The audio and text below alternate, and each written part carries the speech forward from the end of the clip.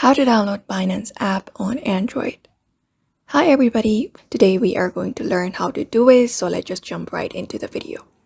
So for that, you can head over to your Play Store application first and open it up if you are on Android. And once you are there, the next step you need to do is you can use the search bar in order to search for Binance.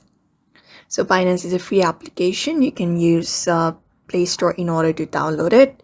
Just go ahead and type in Binance in the search bar. After that, hit search. When you do that, you should be finding this results, which is Binance by Bitcoin and crypto. So all you need to do is go ahead and tap on this install button, this blue one right here, and wait for the installation to be completed. It may take about a minute for the installation to be completed depending upon your internet speed. After it is downloaded, all you need to do is go ahead and log in into your account, and that is it. So that is how you basically download Binance app on your Android device. So I hope this video was helpful, and thank you for watching this video.